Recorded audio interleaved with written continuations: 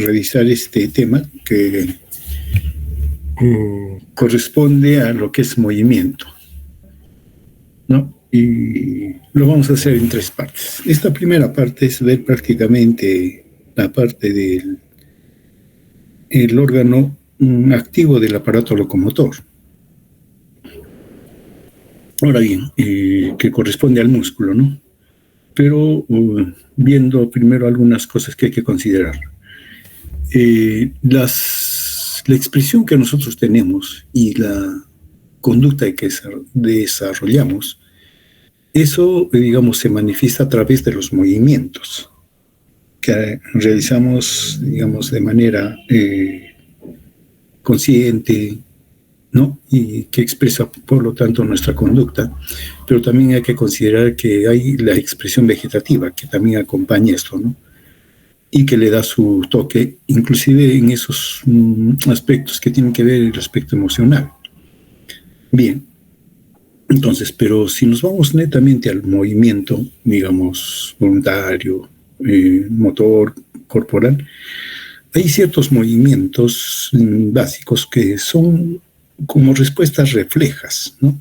Que son involuntarias, son estereotipadas, dicho estereotipadas porque aparentemente no tendrían un objetivo, ¿no?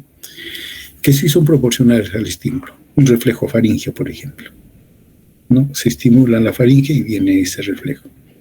Pero también movimientos que son patrones motores rítmicos que se dan de manera repetitiva. Son repetitivos, también estereotipados y en gran parte automáticos, ¿no? Requieren de control voluntario para iniciarse y finalizar. Por ejemplo, el caminar. Ese movimiento que realizamos de caminar, ¿no? De mover los miembros inferiores y todo lo demás es como es un patrón de movimiento, ¿no? Que tenemos. El hecho mismo de estar parados es un patrón de movimientos, porque hay que controlar varios músculos, ¿no? Y luego están aquellos aquello que consideramos como movimientos voluntarios, dirigidos a objetivos aprendidos y que mejoran con la práctica. El escribir, por ejemplo, o tocar un instrumento, o una habilidad en deportes, etcétera, ¿no? Esos son movimientos voluntarios que los vamos aprendiendo, pero están dirigidos hacia un fin, digamos, hacia un fin, ¿no? Y sí, cuanto mayor se practica o hay disciplinas, uno va desarrollándolos de mejor manera y nos da también nuevas capacidades. Ahora, hay que considerar que en este del movimiento hay 3 niveles que vamos a considerar. Un primer nivel que es a nivel espinal, reflejo espinal, pero que tiene que ver sobre todo con el músculo, ¿no? La contracción del músculo. Y luego hay un segundo nivel, un nivel intermedio, que tiene que ver con el control de los movimientos. No se originan allí, pero sí los controlan y permiten que puedan ser desarrollados de manera adecuada. Y finalmente el nivel superior, que está propiamente en el encéfalo, no, más que en el encéfalo, en los hemisferios cerebrales, que tiene que ver con la planificación del movimiento, con su ejecución y también con control. Pero esto es de nivel superior, ¿no? Entonces tenemos esos 3 niveles. Empezaremos con un nivel que está acá abajo, porque es necesario darle una revisada y sobre todo recordar algo que ustedes ya saben, ¿no? Como mencionamos, en el movimiento el aparato locomotor tiene un órgano que es el músculo esquelético, que es el activo, ¿no? Formado por varios paquetes musculares, pero lo que nos interesa es la fibra muscular, que vendría a ser la célula muscular, con todas las características que ustedes conocen, ¿no? Ahora bien, esta fibra muscular tiene una estructura muy precisa para cumplir su función. Primero es una célula excitable, ¿no? Porque las órdenes le vienen a través de la neurona motora y en la fibra muscular va a difundir en la membrana celular y eso va a hacer que las fibras las miofibrillas que tienen dentro de la fibra muscular puedan producirse las contracciones, ¿no? Ahora, dentro de la fibra muscular están las miofibrillas, que vendrían a ser estos paquetes, y las miofibrillas están formados por lo que ya clásicamente nosotros sabemos, ¿no? Un filamento de miosina, que es un filamento grueso, el filamento, y las proteínas que permiten la interacción entre los dos tipos de fibra, ¿no? La tropomiosina, que es de cadena filamentosa también, y que se interpone entre la actividad de la actina y la miosina. Y la troponina, que es la que va a jugar un rol para que la tropomiosina se desplace, y entonces pueden interactuar la actina y la miosina. Y la miosina desarrollar su actividad quinasa, quemando el ATP, y por lo tanto se produce el desplazamiento o permite el desplazamiento de la actina sobre la miosina a través de esta cabeza de miosina que tiene actividad ATPase, y entonces se va a ver la contracción. La forma como se ve un filamento de contracción, esta es la miofibrilla, es la manera que se suele describir, ¿no? Con sus bandas, sus segmentos y todo lo demás que ustedes ya conocen. Solo para recordar con respecto a la unidad de contracción del músculo es la sarcómera, ¿no? Que va de una línea Z a una Z. Ambas líneas Z se fijan las cadenas de actina. Y en medio se encuentran los filamentos gruesos de la miosina, ¿no? Ahora bien, del hecho de que se entrecrucen este tipo de fibras, da lugar a las bandas, ¿no? Las bandas que están a los extremos, a los lados, mejor es la banda I, que solamente es actina, y la banda A, que está ahí presente la miosina y la actina, que es más densa, etc., ¿no? Lo que se acorta en el momento de la contracción de las sarcómeras es la banda I. La banda A no se contrae, ¿no? Permanece. Y acá está la distribución de los filamentos. La actina en anaranjado y los lilas corresponden a la miosina. Toda esa distribución ustedes lo conocen y listo. Ahora bien, cuando hay una contracción, la actividad ATPásica de la miosina hace que la actina se desplace sobre ella, ¿no? Entonces, estas dos líneas, las dos líneas Z, se aproximan. Entonces, hay la contracción de la sarcómera, ¿no? Y si esto consideramos que aquí hay otra sarcómera y otra, entonces eso hace de que el músculo se contraiga, se acorte. Ahora bien, el movimiento a nivel de la fibra muscular se da debido a que hay la unión neuromuscular a través de la placa motora. Allí es donde llega el axón, ¿no? Con el axón y con potencial de acción, luego hace que se libere el mediador, que es la acetilcolina, y se libera. Liberada la acetilcolina, que es el neurotransmisor, actúa a través de receptores nicotínicos en la placa en el músculo, la placa neuromuscular, y eso hace de que se llegue al nivel umbral en el cual la membrana del músculo se despolariza, entonces corre a través de la fibra muscular, tal como lo estamos viendo acá, ¿no? Es el potencial de acción de la neurona motora. Según la neurona motora se libera la acetilcolina, receptor nicotínico, y tenemos un potencial de acción a nivel del músculo fibra. Ahora, la membrana del músculo esquelético tiene una distribución especial, inclusive con un ingreso que tiene, ¿no?, hacia adentro, rodeado de lo que es el retículo endoplasmático, en este caso el retículo sarcoplásmico, que están unidos, ¿no?, y forman esas estructuras bien particulares del músculo esquelético que permiten que un potencial de acción a través del retículo sarcoplásmico libere el calcio.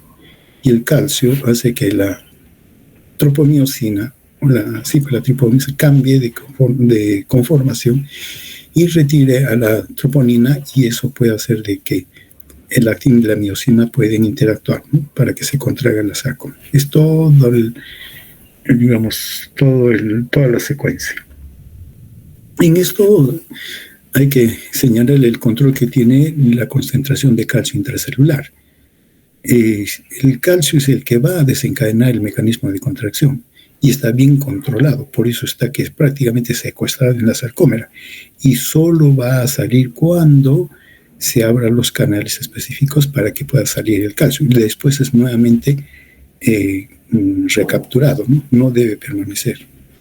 Y entonces hay tres tipos diferentes de proteínas que van a controlar la entrada y salida del calcio del espacio intracelular. El calcio ATPase que extrae calcio de la célula a cambio de su conversión de ATP en ADP, es muy activo. Luego tenemos la bomba de intercambio calcio-sodio que extrae la célula de unida al calcio a cambio de iones de sodio. También saca de la célula, esto lo puede sacar hacia el exterior, inclusive. Y los canales de calcio, cuando están abiertos, permite que el flujo de iones más bien salga a la célula, ¿no? Y esos son los que se abren cuando el potencial de acción a través de los túbulos se abre el receptor de reanodina y se libera el calcio. Esto en esta secuencia. Entonces hay que considerar que el calcio es muy controlado y hay dos sistemas que lo extraen del citosol, que lo extraen de la célula. Uno para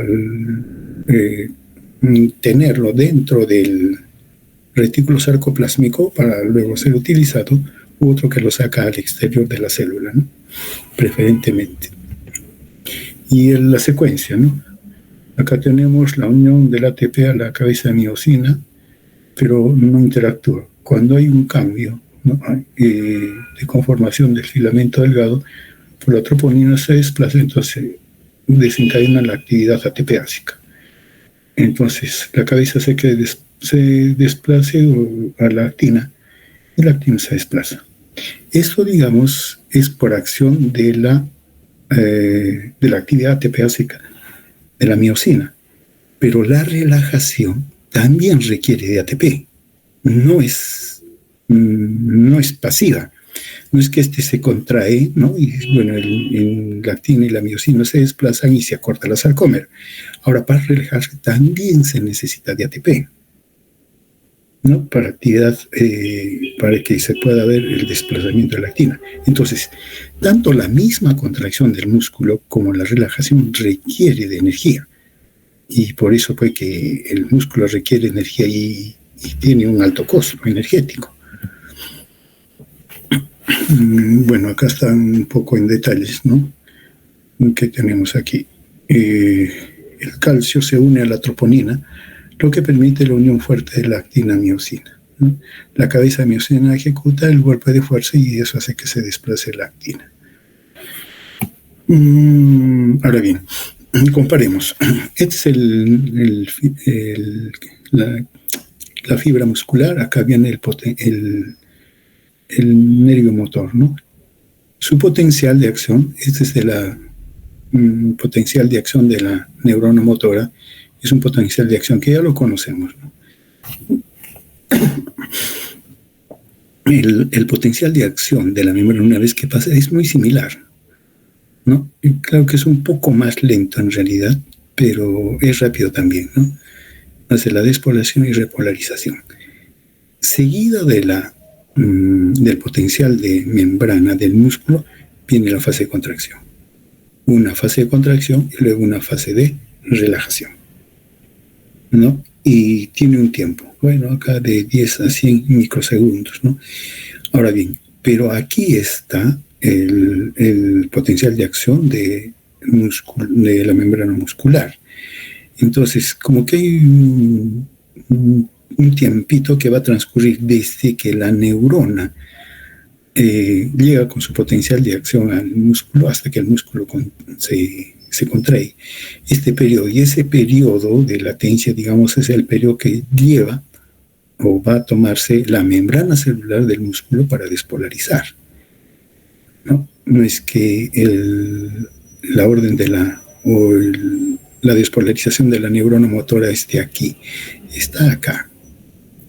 Este espacio sirve para que la membrana muscular se despolarice y luego, bueno, ya viene la contracción muscular. Ahora bien, cuando viene una contracción muscular, o sea, una orden de parte de la motoneurona, despolarización de la membrana celular del músculo, va a haber una contracción. Entonces, ¿qué tenemos? ¿No? Acá tenemos un medido en tensiones, ¿no? Fuerza. Entonces, lo que pasa entonces es que viene la orden y hay la contracción, una contracción simple, ¿no? Digamos, dependiendo de ese potencial de acción de su frecuencia. Acá con 100 milisegundos, ¿no? Entonces, hay la contracción y se relaja. Pero si viniera otra orden, otra orden sí, de la neuromotora, otra despolarización, y no le da tiempo para relajar, se suma. Hay sumación de contractilidad.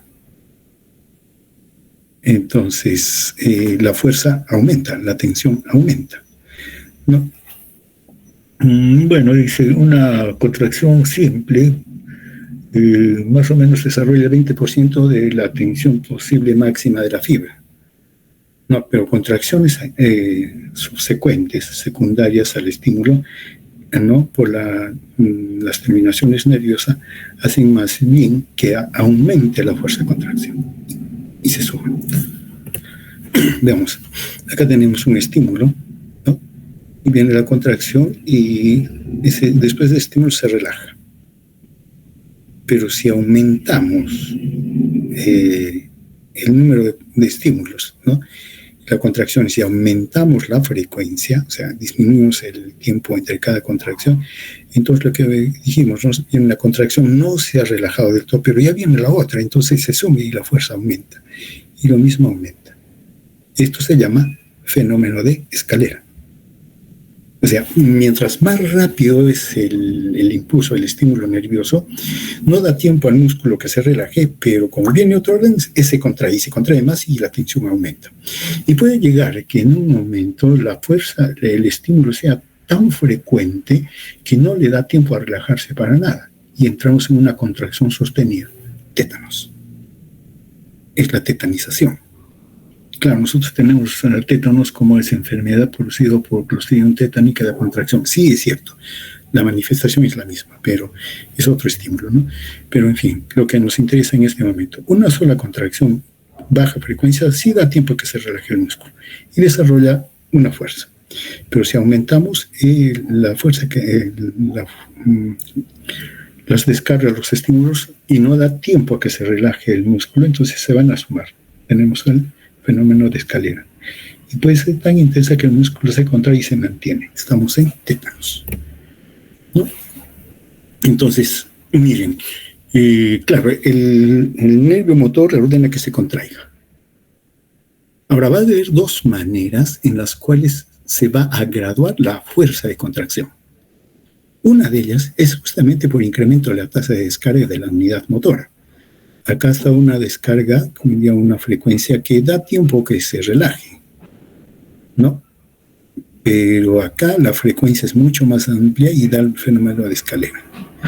Y puede llegar, miren, el fenómeno de escalera hasta que llegue a un momento de máximo, pero que todavía da un tiempo que pueda relajarse el músculo. Generalmente llegamos a esto, ¿no? Hay fibras diferentes, no todas están al momento de contracción, pero hay fibras que están contrayéndose y mantienen la fuerza, ¿no? Y más bien aquí la frecuencia es tan alta que ya no hay ninguna relajación. Y entonces tenemos relajación, contracción completa, y es el tétanos, ¿no? O tetanización también que le llaman. Bueno, eso es según la tasa de estimulación, como mencionamos. Ahora bien, la tetanización no es sino la anulación de la capacidad de reacción muscular que impide que se separe involuntaria del punto de contacto. O sea, no haya separación. Por ejemplo, en este caso, ¿no? Los músculos de la mano y de los brazos se contraen sin poder relajarse. Normalmente este efecto se produce cuando se supera los 10 miliamperios. ¿Qué es un miliamperio? Ustedes han hecho física. ¿Han hecho física o no han hecho física? Sí, han hecho. Sí, doctor. ¿Han hecho biofísica? Sí, han hecho. ¿Qué es un miliamperio? Es la milésima de un amperio. ¿Pero qué cosa es el amperio? Mide la intensidad de la corriente eléctrica, doctor, los amperios. Intensidad, eso no es voltaje.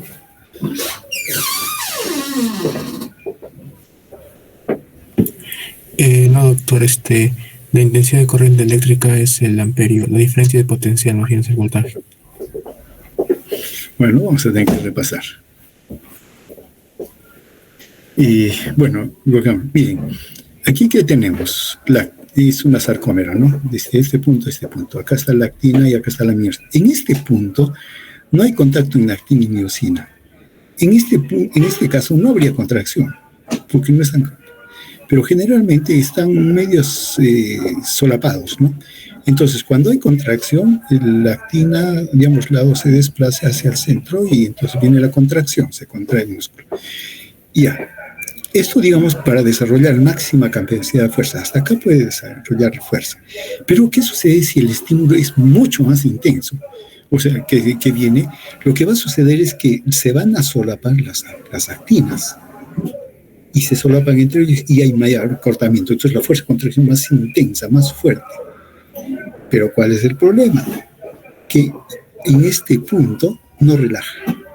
Cesa los estímulos todo, pero el músculo no puede relajarse. No es como en esta posición donde que sí, se deja el estímulo, entonces las fibras se van a desplazar y se separan, ¿no? Se desplazan al otro sentido de la actina, entonces hay relajamiento. Pero en este punto, cuando ya se han solapado, no relaja. Y es ahí donde uno siente que se le contrae el músculo y no relaja. Alguien tiene que venir y estirarlo o hacer masaje, porque solito el músculo no lo va a hacer. Es que se ha llegado a este punto de contracción, donde se han solapado, sí, con la miosina, pero se han solapado entre las actinas. Y como digo, eso ya no se relaja, por más que ya el estímulo haya desaparecido. Y hay que estirarlo, hay que jalarlo, ¿no? Y eso de repente en algún momento ustedes han sufrido, ¿no? Después de hacer un esfuerzo muy intenso, ¿no? Y ya pues, un calambre, le decimos, ¿no? Alguien nos ha tenido que auxiliar. La tetanización es una contracción sostenida, ¿no? Y con todos los mecanismos que hemos hecho, ¿no? Un potencial de acción, eso da lugar a una liberación de calcio. Y ahora, cuando el calcio es recapturado, viene la relajación.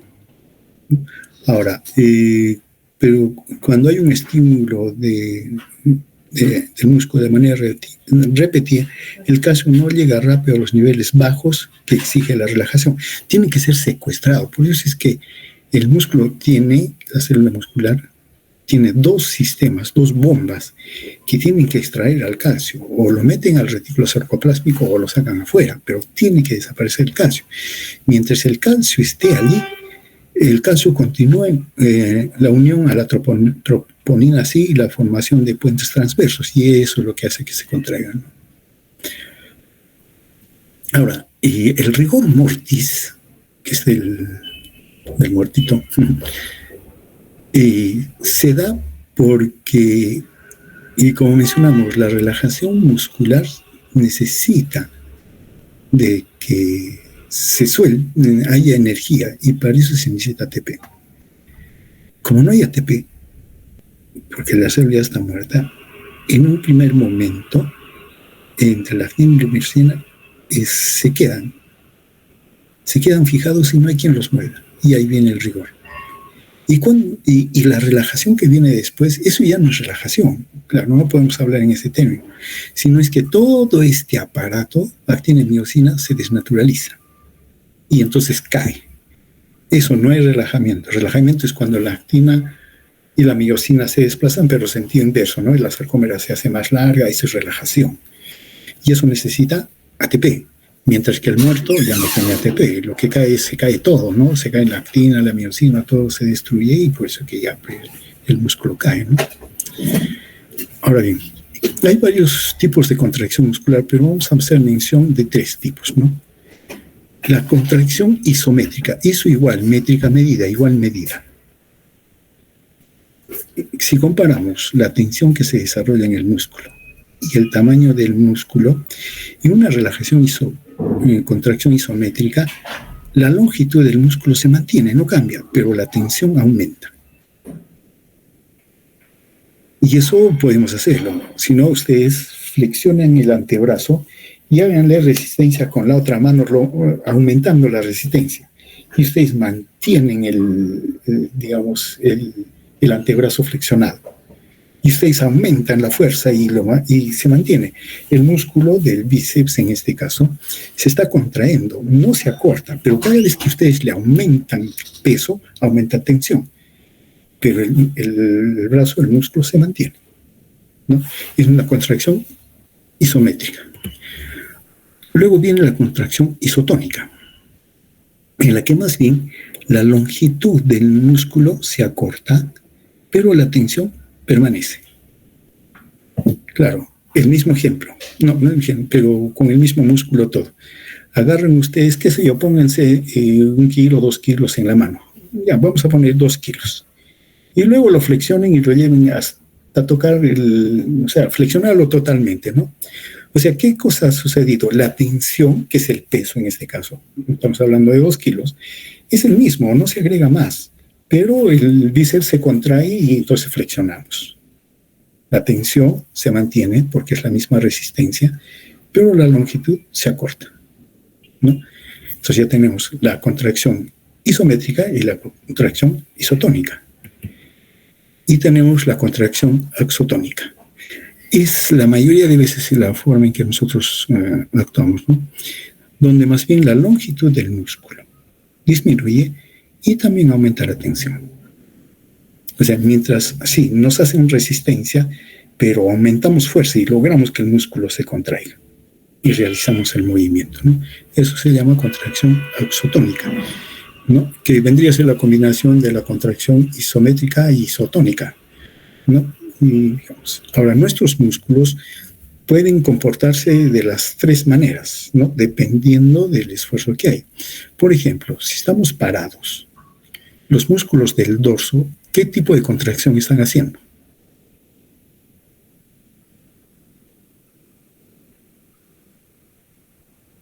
Estamos paraditos. Los músculos del dorso, del dorso, ¿qué tipo de contracción están haciendo? Contracción isométrica, isotónica, axotónica.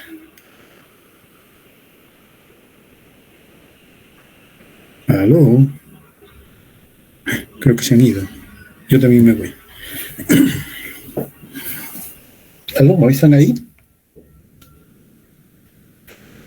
¿Alguien me escucha? Creo que se han ido. Sí, doctor. ¿Sería contracción isotónica, doctor? Isotónica. ¿Qué dicen los demás?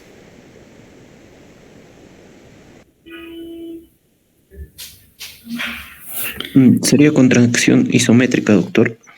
Me preguntan, me responden.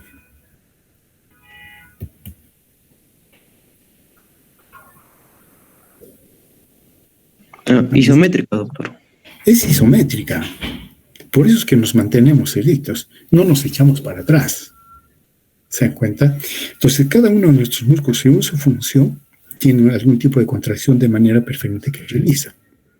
Ahora bien, y siempre nosotros buscamos cuál es la unidad, ¿no?, de funcionamiento. En el caso del movimiento motor que estamos hablando, la unidad motora, ¿no?, está formada por una motoneurona más todo el número de fibras musculares que inervan. Esta es una neurona motora, estos todos son los fibras musculares. Entonces, todo esto es una unidad motora, ¿no? Esa es la unidad motora. Ahora bien, si decimos que la unidad motora es el número de fibras musculares inervadas por una motoneurona, entonces aquí vamos a ver que no todas las motoneuronas inervan el mismo número de fibras musculares, dependiendo de la tasa de inervación. Puede ser baja. ¿Eso qué significa? Que hay pocas fibras musculares, ¿no? Pocas fibras musculares inervadas por esa motoneurona. Pocas. Esto le permite al sistema nervioso graduar de una manera muy fina el movimiento del músculo. Entonces, para movimiento fino. Mientras que hay la tasa de inervación alta, o sea, significa que hay muchas fibras musculares que están inervadas por una motoneurona. Pero acá, en este caso, hay menor graduación de la fuerza y dan lugar a movimientos gruesos. Veamos ejemplos. Los músculos extraoculares, su tasa de inervación, ¿no?, es de 10 fibras por motoneurona. Mientras que los músculos de la mano, la tasa de inervación es de una motoneurona cada 100 fibras.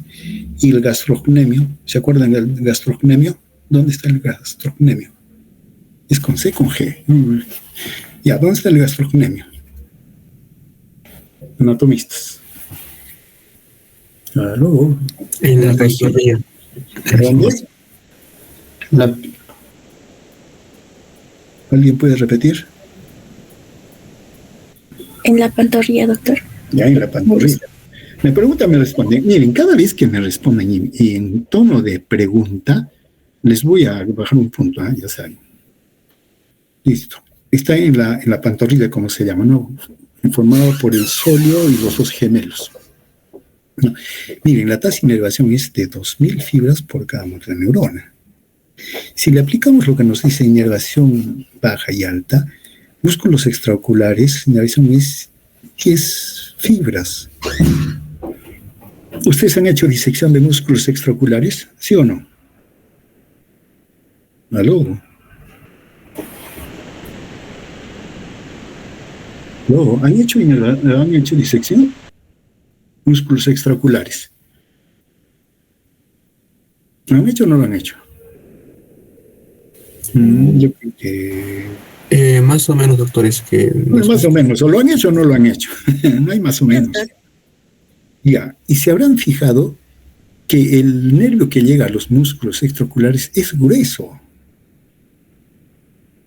¿Han visto el músculo gastrocnemio? ¿Vieron su nervio que llega al músculo gastrocnemio? Estoy seguro que no lo han visto, porque es mucho más delgadito. Hay que buscarlo, ¿no? Y es porque si tenemos que, para inervar los músculos extraoculares, la tasa de inervación es bastante baja, entonces necesita pues más motoneuronas. Ahora, el movimiento de los globos oculares, ¿acaso no es fino? Es bien fino. Dirigimos la mirada, ¿no? Para arriba, para abajo, lo que ustedes quieran, pero es bien fino. Y controlamos mucho más esos músculos extraoculares para el movimiento de los globos oculares y la visión que el gastrocnemio.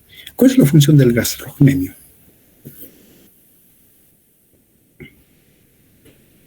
Es mantenernos parados. Si el gastrocnemio no funciona, nos caemos.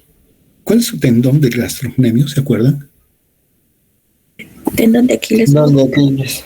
Claro, el tendón de Aquiles. Se corta el tendón de Aquiles, nos caemos, no nos mantenemos. No nos mantenemos de pie. Pero miren, al músculo gastrocnemio no le interesa movimiento fino. Porque ¿qué cosa hace? ¿Dorsiflexión o flexión plantar?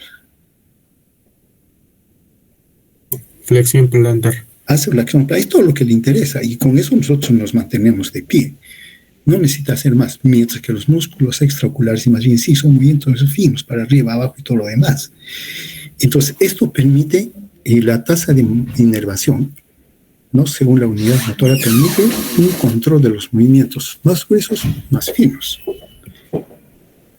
Y la otra forma de controlar la fuerza de contracción muscular es según el tipo de fibra muscular que se tiene.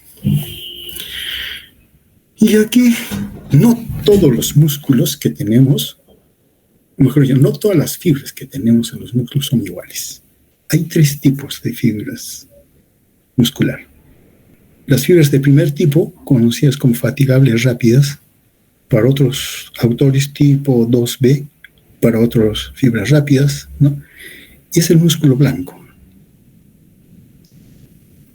Luego están las fibras de segundo tipo, resistentes a la fatiga lentas, tipo 1, que es el músculo rojo.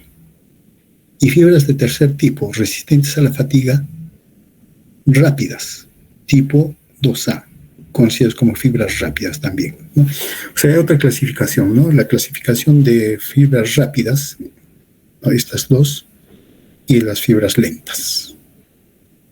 Y tienen sus características somáticas, su contracción y todo. Bueno, Ya tenemos que ir como les mencionaba, tenemos que ir a esta capacitación y a las 10 ya nos están llamando. Entonces, mañana continuamos, ¿listo? Con la hora de prácticas. No, mañana nos toca teoría, ¿no? Sí, doctor, 7 de la mañana, presencial. Ya, 7 de la mañana, continuamos. Más bien va a ser presencial, ¿listo? Muy bien, vayan repasando, vayan repasando con respecto al tipo de fibra muscular. Ya, listo, doctor. Muy bien, ya. El grupo 3 tipo de prácticas. Listo.